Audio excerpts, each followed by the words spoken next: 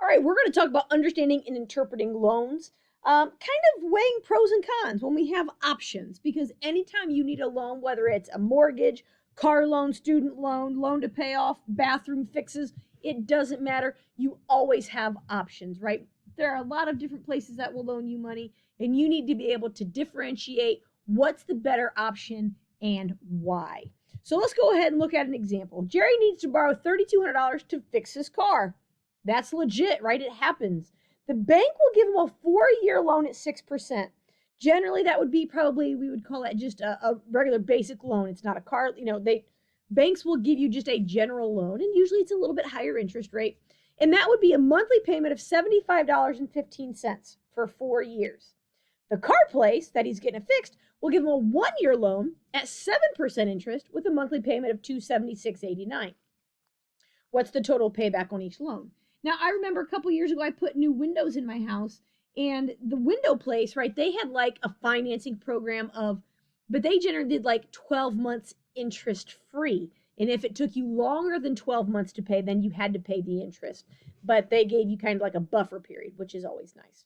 Anyway, this is just straight payment. So obviously, a lot cheaper to go with the bank because it's only $75 a month. If Jerry can afford it, is the card place a better deal with a 1-year loan? So let's look at this. When we think about payback, so first let's talk about the bank. The bank is $75.15 per month. So there are 12 months in a year, and this is for 4 years.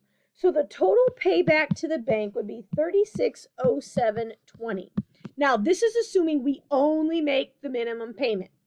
Okay, so you can see that's a little over $400 in interest because we only borrowed $3,200, but we're paying back more than $3,600. Okay, now let's go to the car place. So the car place is more a month, right? Almost $300 a month, but it's only for 1 year. So can I afford that for 12 months?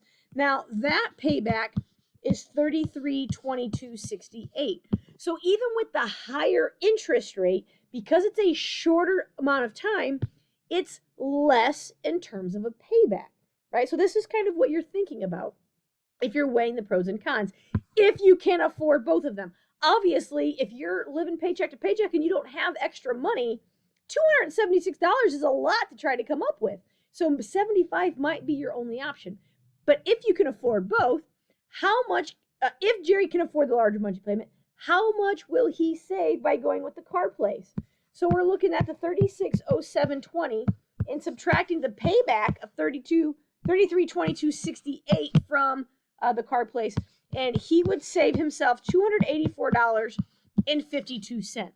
So you might think, like, is that worth it over 4 years if I can just pay $75 a month? Maybe, maybe not. And that's something that you would have to determine when you're thinking about your needs and the loans, right? But just knowing all of the information, weighing the pros and cons of what you need, and going from there. All right, let's look at one more example. Simon needs $8,500 to finish his last year of college. He has two choices. He can go 5 years at 4%, which is a monthly payment of $156.54, or 6 years at 5.5%, which is a monthly payment of $138.87. Now, when I'm just looking at this, I'm thinking 156 or 138, that's a difference of roughly $18. If I can afford it, less years, lower interest rate, no brainer. But $18 is, again, I mean, there were some months that I only had $18 a week for groceries, right? That's what I lived on for a whole week. So I get it, right? Sometimes that $18 is make or break. So let's look at the difference. On the 5-year loan, we've got $156.54, 12 months a year at 5 years, gives me a total payback of $93.92.40, right? So a little over almost $900 in interest. On the 6-year loan, $138.87, there's 12 months in a year, and this is a 6-year loan, and my payback there is $9,988.64. So you can see significantly more, right? But you're adding a whole nother year to the loan, and it's a higher interest rate, which a lot of times that's how it is. And if you're talking about a basic loan, Sometimes with student loans, they're kind of a flat rate no matter how much time you have. But for this example, we're playing with what I give you. So how much is saved by going with the 5-year loan?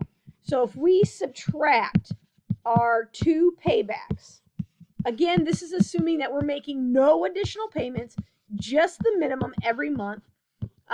You would save a little over $600 by going with the 5-year.